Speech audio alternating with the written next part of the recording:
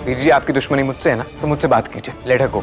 नहीं संजू, ये इसी लायक है, आज इसे सबक सिखाने दे। वीर जी मुझसे बात कीजिए, उसे जाने दीजिए। चुप कर, चुप कर। तू छोटा है, छोटा बन के रह, बड़ा बनने की कोशिश ना कर। और इसमें तेरी गलती नहीं है, गलती सारी मेरी माँ की है। इसने तुझे बड़े भाई से बात करने की तमीज ही नहीं सिखाई। बहुत सहली तेरी दादागिरी, अब और नहीं। सुधर जाओ तुम। क्यों? अभी तक लग रहा था कि भाई परी जो है ना वो सच नहीं बताएगी। यहाँ पर बबली ने भी आइडिया बता दिया था कि एक काम करना, मैं दिलजीत को मना कर दूंगी शादी के लिए और आप कोई सच मत बताना ना, क्योंकि आपने अगर बता दिया कि आप परी हो तो भाई कैसे बदला ले पाओगी यहाँ पर नीति और राजीव से।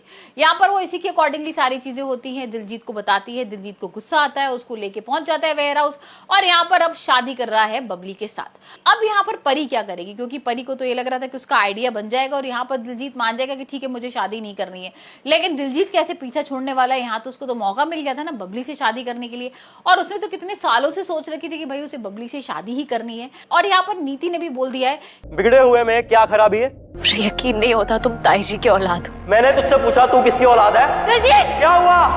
गुस्सा आ रहा है? थप्पड़ मारने का मन कर रहा है? ना ना ना, वो मौका आज नहीं मैं दूंगा। आज का दिन बहुत ही बढ़िया है, बहुत ही अच्छा लग रहा है मुझे। हालत देखो दोनों की कैसे खड़े हैं, ये इज्जत मान सम्मान कभी मुझे कि ठीक है तुम एक काम करो, वेयर हाउस पहुंच गए हो ना, तुमने गुस्से में सारी चीजें तो कर ही ली है, तुम एक काम करो यहाँ पर ना शादी कर लो और जब शादी हो रही हो ना तो उसका वीडियो बनाकर मुझे भेज देना। वही हम देखते हैं कि परी का खुलासा हो गया, परी ने सच बता दिया है कि हाँ भाई मैं परी हूँ यहाँ पर और मैंने झूठ बोला था। लेकिन अब मुझे बताओ नीति की मेरी बहन कहाँ है, क्योंकि यहाँ पर नीति ना बार बार उसको पोक कर रही थी, समझा रही थी कि भाई तू बोल दे, तू ये बोल दे कि तू परी है, तू पार्वती नहीं है, तो मैं तेरे को बबली का एड्रेस बता दूंगी कि कहाँ पर दिलजीत उसको लेके गया है। अब यहाँ परी बोल भी देती है, लेकिन यहाँ नीति बताने को तैयार नहीं, क्योंकि पीछे से राजीव ने सुन लिया और राजीव बहुत इमोशनल हो जाता है।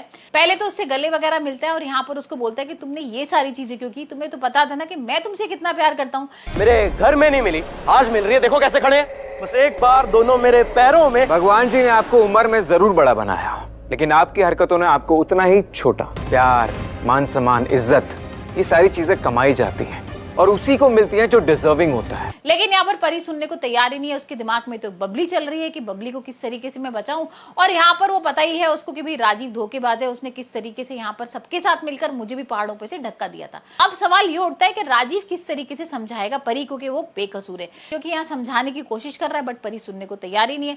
यहाँ राजीव बोलता भी है कि भाई तुमने मुझे क्यों धोखा दिया, तुम 1 साल से मेरे सामने थी और यहाँ पर तुम आई नहीं, तुमने बताने की कोशिश नहीं की मैं कि परी हूँ, और यहाँ पर ऐसा क्या बड़ा रीजन था।